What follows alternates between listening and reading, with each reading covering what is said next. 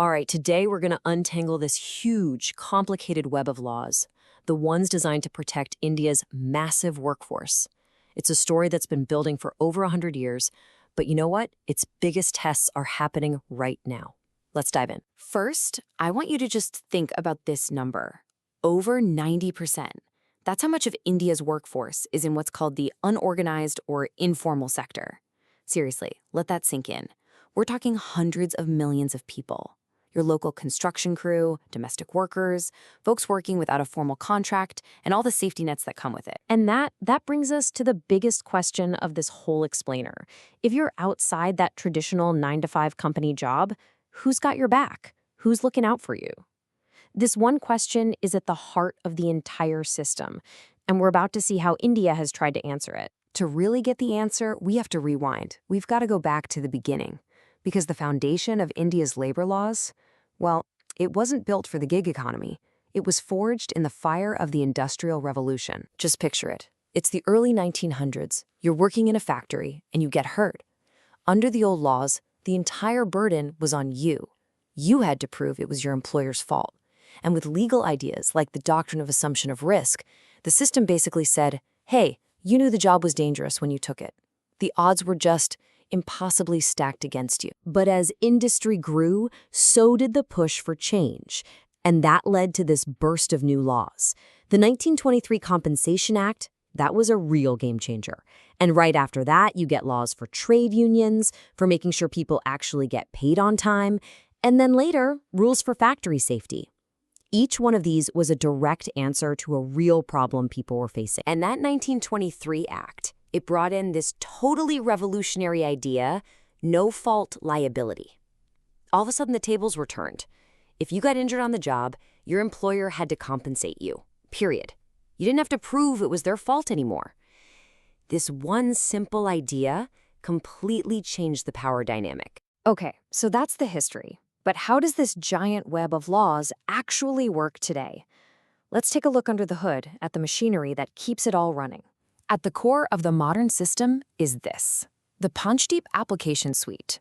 Now, don't get lost in all the boxes. Just think of this as the digital engine room for the Employees State Insurance Corporation, the ESIC. It's a massive IT platform that handles everything from hospital bills to insurance claims for millions and millions of workers. So what does all this tech actually do for people? Well, it gives workers digital ID cards so they can get their benefits more easily. It's created online portals like Samadan to handle arguments without going to court. But it's not all about clicks and code. Old-school conciliation meetings still happen, and they prevent strikes, saving the economy a ton of money. It's really a mix of new tech and, just talking things out. Now, let's zoom in a little. Beyond the big general framework, there are very specific laws and programs meant to protect some of the most vulnerable people in the entire workforce. One of the most interesting parts is how this stuff gets paid for. For construction workers, there's a 1% tax, or cess, on every single construction project. That little 1%, it's collected over 37,000 crore rupees for worker welfare. That is a staggering amount of money.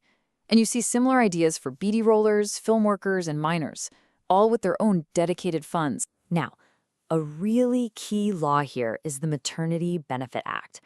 If you look at the official documents, like this one from the Ministry of Labor, they celebrate the changes made in 2017.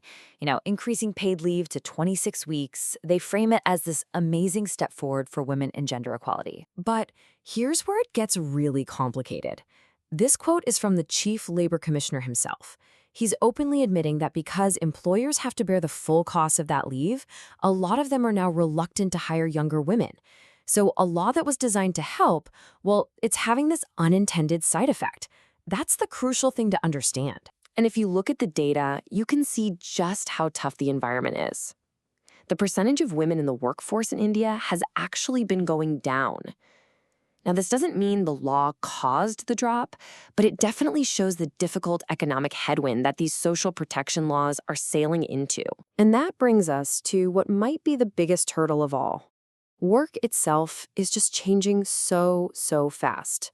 And a system that was built for factories is really struggling to keep up with the problems of the modern workplace. The old dangers were physical. You could see them: factory accidents, chemical spills, mine collapses. Today's dangers? They're often invisible. We're talking about things like carpal tunnel from typing all day, mental burnout, anxiety, and even new kinds of stress that are coming from AI and automation. And look, it's not just us saying this. Even India's Supreme Court has said that the definition of an occupational disease can't be stuck in the past. It has to evolve, it has to be dynamic, to include the new ways people can get hurt at work. The courts themselves see that things have to change. So let's just lay it out. Where are the biggest holes in this safety net right now? Well, gig workers often aren't even considered employees. If you work from home, what counts as a workplace injury? We already know about the 90% in the informal sector. And critically, mental health injuries from harassment or burnout, they still aren't really covered. These are the modern problems the old system just wasn't built for. So after all that, we land here at the most important question of all. Where does India's system of labor protection even go from here? It really all boils down to this, doesn't it? How can a legal system, designed for a totally different time, for an economy of factories and fixed schedules, how can it possibly protect a workforce that's becoming more mobile, more digital, more informal, and facing risks nobody even imagined a few decades ago? So here's the bottom line. This web of labor laws in India, it's the result of 100 years of trying to build a safety net for workers. It's absolutely vital. But right now, it's facing its biggest test ever. And it's not a test of strength. It's a test of flexibility. The question is, can it bend without breaking to protect the workers of tomorrow?